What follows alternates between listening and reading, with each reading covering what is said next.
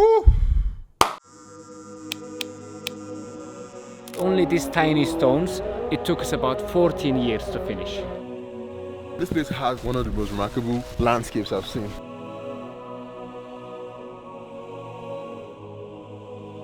Yeah, in 2013, they have a different calendar, of course. Now we have 40,000 churches and monasteries in Ethiopia with the copy of the Ark of the Covenant of Moses. Guys, this is raw meat. Raw meat.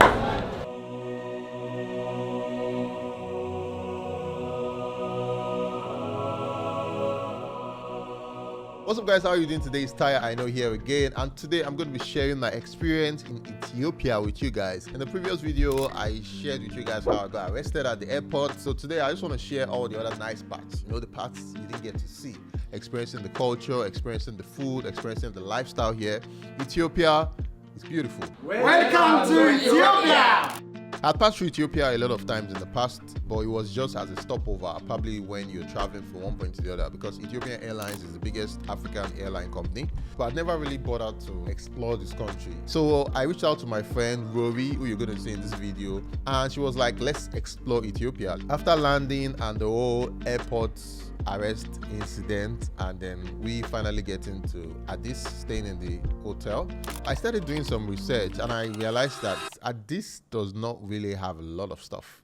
You know that moment where you save up money and you're trying to buy some really nice new shiny stuff, and then you buy it finished, and then you head home and then you see that that stuff is broken? That's how I felt when we got to Addis and there was nothing to do. But my friend Rory, she did some research and she found a town called Gondar town. I've never even heard of that town before I got here. And she was like, okay, let's check out this town. The only problem was that this town was 12 hours away from Addis by road. And this is my bum here. I didn't want to sit down for 12 hours inside anything. And it was 1 hour by air. So I was like, why are we traveling so far? It's like we just got here. Why are we entering another place to another place? We've not even been around Addis. For me, we had seen some of the few things that were there, but there was not really like a whole lot. I was like, man, let's go. We didn't come all this way to just sit down in a hotel in Addis. So the next day, booked the tickets, boarded the plane.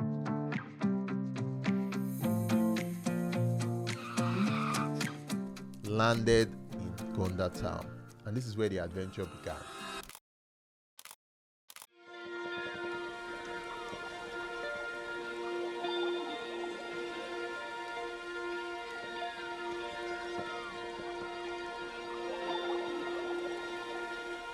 So Gondar is a city in the north of Ethiopia. It's known for being the seat of the Ethiopian emperors, and it also has a lot of castles. We had seen this on the map, and this was one of the first places we had in mind upon landing. But first, hotel. Hello. Hello. So that we don't end up sleeping on the streets. Another quick Google search brought us to a hotel that had just opened, and we were in for a surprise. This hotel was located on the top of the hill, at the exact top, and the view from this place was one of the most beautiful views I have ever seen. Let me take you guys on the tour of this place. I'm currently in Ethiopia now, and I want to show you where I'm currently staying. It's a place called Gondar Hills Resort, and it's probably the most beautiful resort in Gondar town. So they have this design of their rooms where all the rooms have a view of the sunset, and all the rooms are circled round the hill. It's a pretty beautiful resort. It's an amazing resort. Just counting money. How much are you counting, Riley? Money! Oh man, this place is amazing. We had no idea what we were expecting because we booked the hotel at the airport. Yeah, I booked the hotel. No, you did not. I booked the hotel. Okay. I booked the flights. I booked everything to come here. We know. Okay. You know. So when we got here, we're climbing up the hill, and it just looks so like, what? Amazing. Like the views alone, the earthly, everything, all the greenery and nature and stuff. Another thing, have you noticed how she's breathing? She's unfit, first of all. But have you noticed so how how she's can you breathing? look at Have you me? noticed how she's breathing? Look at you. What are they looking at? So we are currently in room 3 and 4. The rooms are somehow like they're underground. Woo! Guys, check out this room. Check out this room. See how big and massive it is? Let me just jump. Woo! Welcome. Check it out. Check out the view. Hello. I think this is one of the best things about having a hotel on a hilltop. You get this amazing view every time. We saw the sunrise today, and we're also going to see the sunset. And they have multiple rooms on this side. So I think currently they have over 72 rooms. What do you think about this place, Rory? Tell me what you think. Tell me. I think I'm going to be here for like a week. We had so many plans, but then now we got here and it's like so dope. So I don't think we're going. So now we're going to skip that. I'm just going to stay here and chill and enjoy this. So you say you want to go to Lalibela before, We're still going. but you want to enjoy this place first. Yes, we're going to enjoy here for however long it takes for them to kick us out. The next morning, we headed out to the castles of the Fasiladas Palace we had seen on the map to take some lessons in history. We'll be going to see the royal enclosure, which is the castle compound. You'll be visiting more than 6 castles.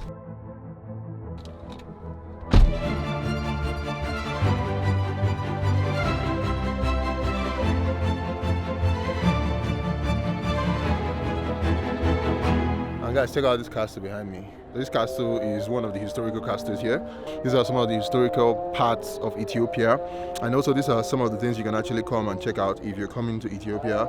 So guys, we're walking into the castle now. So this is Philemon, he's our guide, he's the one taking us around. Say hi to. Yeah. So Gondar was technically the third capital city of Ethiopia, once between 17th and 19th century. This is the highest part, 2,300 meters above sea level, but we have mountains range of 4,543. You know, in all of Africa, more than 3,000, 4,000 meters of mountains, 70% are found in Ethiopia. Really? Indeed. So how many years did you say this castle is behind us? Nearly 400 years old. It's only these tiny stones. It took us about 14 years to finish.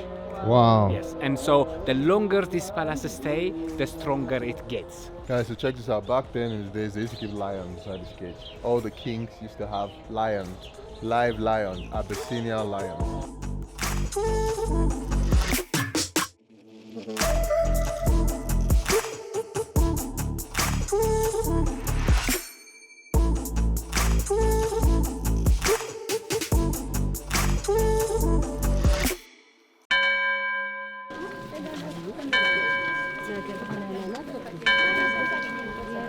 We also visited the Deborah Brihan Selassie and we were just in time as they had just finished the procession.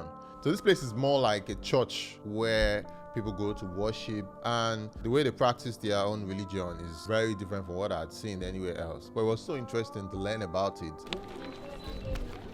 Hey guys, I'm currently at a church now in Gondar town. It's one of their major historical churches here. They just finished the service, and on this side is the main church itself where the priest just came out from now. This is a temple from the 17th century, and it's built with the shape of the Ark of Noah to host the original Ark of Moses. Ethiopia is a Christian country, indigenously Christian from the most ancient time, not Christianized by modern missionaries. Now we have 40,000 churches and monasteries in Ethiopia with the copy of the Ark of the Covenant of Moses. So the way they show respect is by kissing the feet or doing all of that? Okay. We just go to show respect to the knees, and he pulled us up, and then he offered us the cross, so we kissed the crosses. It's really interesting. I've been in Ethiopia so far. This place has so much history and actually so much to learn. So it's really cool to travel across Africa and also, you know, explore and get new ideas and learn about new cultures and different ways of life about different people.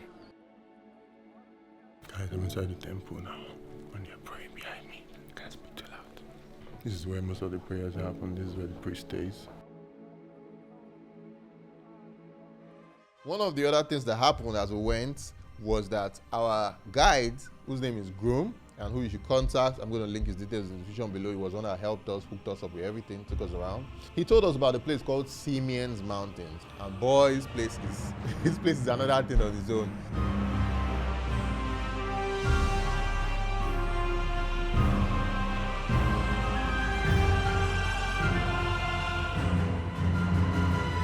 The name of this place is called Buitras. We are very close to the highest lodge in Africa, and this is the most popular place for the Gelada Baboons, where they come out to graze. Oh, okay. Every single day. Around me, I have lots and lots of baboons. You can see a lot of them on this side. Many of them were close to us before, but they just ran away now. So we are at 10,700 feet. It's so hard to breathe currently, but you know, we got to do the content for you guys. Let me say hi. Hi, hello. This place has one of the most remarkable landscapes I've seen. Guys, just check this whole place out. Oh man, it's cool. I just want to hold the baboons and they keep running away from me. They just let me carry them.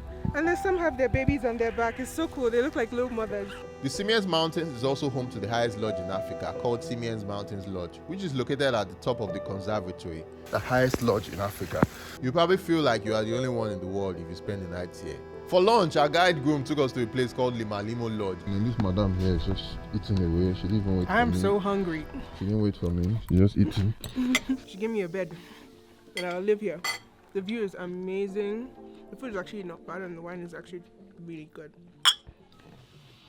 What has your experience been so far in Ethiopia? Talk to me. I'm actually super impressed. I didn't, we've just been winging this trip. And we didn't realize there was quite a lot of things that they're not on the internet, they're nowhere. I feel we should explore more of Africa, not just every time you want to go to UK, US, you want to go to Dubai. There's a lot of stuff here, man. Like, ooh, this is a swing, right? Nice. I'm definitely coming back here, guys. So I'm heading to one of the rooms now, so I can show you what it looks like inside it. We're about to see one of the rooms. Yes, we are. She is very unfit. See, guys, this is why you need to exercise. I'm fully capable. It's just the air is so thin. Finally, this is a double bedroom. Has a heater, but it's just like you're inside the forest. Like, see the view from here. This is my kind of stuff. Like, just leave all the natural materials showing. On the floor is just like polished concrete. What's the shower? Is that a shower? What's that? It's a shower. It's a shower. So, and they actually, Rory was putting a little skylight over there. Ooh, nice. Ooh, nice. That's light. The room is actually really great. I think the best part of the room is the view. Look at that. Like, you just wake up in the morning and it's like sunrise, sunset. Fun fact, this material keeps the room warm when it's cold, and then when it's hot, it actually releases a lot of coolness or keeps it cool inside. So this is actually really smart to use this kind of material, sort of mud and whatever, to do this. See why I took her along on this trip. I don't need to talk too much. She's just giving us details about everything. Really cool stuff. Yeah, let's go outside. Okay. This is the outer part of the room. This is the view you are seeing, and this is her inside. So all of this here has this whole natural vibe. You're just out in the woods, but you're also secure inside this enclave. There's so much there. This is what happens when you don't work out. I'm fit, guys. So it's a struggle to breathe, and it's super cold because we're up in the mountains, but the view is worth it. Thank you very much. Oh, that looks good. Thank you so much. Just give me chocolate and chocolate bar. And give me cake separate. And give me mango separate. This is the spice of life. Stop talking like a Araoko. You know what they call Araoko? What's that? Village girl. A whole babe like me is who you're calling me village girl. Guys, is she a babe? Ah! Tell me if she's a babe in the put me description on the spot. below or not. Dead. Actually, here a full meal costs $20, which is very cool. It's not bad for this view. So those who are always saying, there are no places to travel in Africa. Ethiopia is a place to travel. You should come here. Definitely come here. Cheers. After experiencing the awesomeness of Gondar for 2 days, we decided it was time to leave, and this time took a 7-hour drive by road to another town called Lalibela. It's known for its distinctive rock-cut churches dating from the 12th and 13th centuries. You still get to see lots of people using donkeys as their major mode of transportation. We just got to Lalibela, the church that is inside the ground. It's called the St. George's Church. So it's one of the oldest churches in Africa. The major goal for coming here was to see the 11 churches at Lalibela, which is regarded as one of the wonders of the world. These churches are excavated from solid rock with an immense underground maze of tunnels and passages.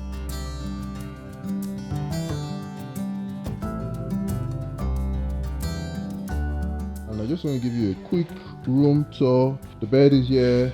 There's a really awesome view on this side. And then they have this really nice bathroom. Ta-da! Bathtubs. The best part of the room is outside. Check out this view. You can see all the mountains.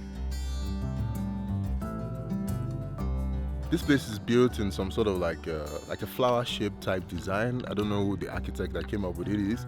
Really remarkable place, and I recommend you to come here if you're coming down to Lalibela to have an adventure. It's a really nice place. After having my feel for different parts of Ethiopia, we headed back to Addis to experience it before leaving. So there's this thing I've been seeing online in regards to Ethiopia, and it's concerning the fact that they eat raw meat. And in my head, I was mind-blowing. I'm like, why do you guys eat raw meat? Like, why don't you just cook it? So I was linked up with an awesome friend called Daseleign, who helped show me around. Be sure to contact him if you want to visit Addis, and he'll be sure to hook you up.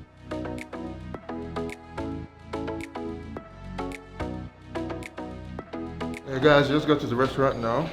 We want to try out some local Ethiopian dishes. First off was trying out the awesome injera with the assortment of dishes available in here. This one was very delicious. It was a very healthy mix of vegetables served over a flat piece of injera, and it was called mahabarawi.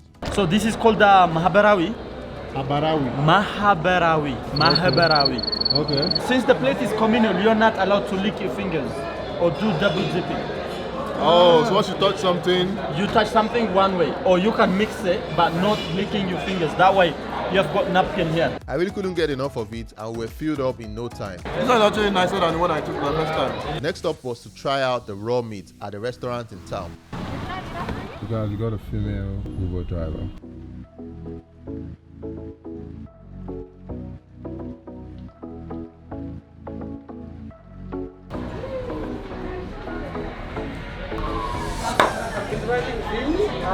Oh, he's writing VIP. Yeah. So guys, he's writing VIP on this mix. VIP. Yes.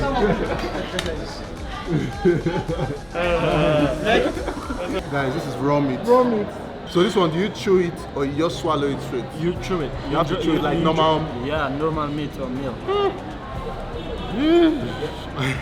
Are you gonna try some? You should follow him too. Guys, this is raw meat. Raw meat.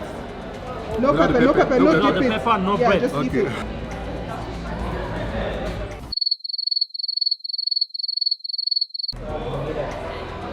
This raw. I thought you liked meat. This meat was killed today. Eat it, put everything in your mouth. My mind can't get over it. Raw meat. Oh, cooked one. What's this? Cooked meat. This is called ketfo, Okay. traditional Ethiopian food. Okay. Oh, it's sweet. Bye-bye. One thing I love about food and culture here is the communal eating style, which is very similar to when I was growing up in Nigeria and the children had to eat in one plate. It's interesting to see it being practiced in other parts of the world. My journey around Ethiopia was really awesome, and I definitely recommend this place to a lot of people if you want to try it out. But when you're coming to Ethiopia, don't just come and stay in Addis. Try out checking all the other places available. What's it like working in Ethiopia? A lot of people ask me so many questions about why would you go to Ethiopia and all that. Well, for me, it was very simple. When I was leaving my previous airlines that I worked for, I felt I needed to, go to the next phase of my career. And of course, Ethiopian Airlines looked like the next big thing. And so far, I think it's been 5 years now. It's been quite an interesting experience. I've gotten to fly aircraft that I never thought I would fly before. So yeah, it's quite an interesting situation here. What's one unique thing about Ethiopia? What would you tell me? Well, I'd say first of all, they're in 2013, as opposed to... Really? I'm telling you. They have a different calendar, of course. And yeah, the way they talk about the time, the food, and of course, we're currently at 8,000 feet above sea level. That's why they win all the competitions and Olympics, long distance, because the air is so much better. It's more dense at lower altitude and, less dense at higher altitude. I think that's the most unique thing about Ethiopia. So I believe Ethiopia has so much potential to be a very popular tourism hotspot for Africa, especially as it's a country where people travel through. There are so many flights coming into Ethiopia every single day. The airport officials are not really friendly in Ethiopia, and I think that's one of the problems that I had when I came in. So I think this is one of the things that they should change. My only goal was to come showcase the country, as I'm sure a lot of travel content creators around the world would do. They've taken out my camera, so the only place I can record is on my phone. Also, almost most of the locations that we went to, they were unreasonably priced. Like the Gondar town, they were telling me there that if I wanted to fly my drone to get footage of the castles, I needed to pay $3,000. Siemens Mountain, they told me I had to pay $7,500. And I'm like, why do I have to pay all this money? I'm coming here to showcase your country for free to a lot of people out there who would eventually come to your country and spend money, which you add to the GDP. At the end of the day, I feel content creators are doing a lot of work, especially travel content creators for countries. We are generally promoting tourism, even if nobody sent us, but we are also doing our own part to generally make Africa more connected, make more Africans travel across Africa. But apart from that, I feel most people who are just travelers who don't create content wouldn't face any of these issues. But me personally, I'm a content creator, so I'm saying this for a lot of content people out there, so you know and so you have an idea about this when you're coming in. I really enjoyed myself. At the end of the day, I learned a lot about the culture, learned a lot about the lifestyle, and I'm definitely coming back here in the future. So guys, that's all I have for you today. Hope you guys enjoyed this video. If you enjoyed watching this video, you can also subscribe. So I'll see you guys in the next one. Peace.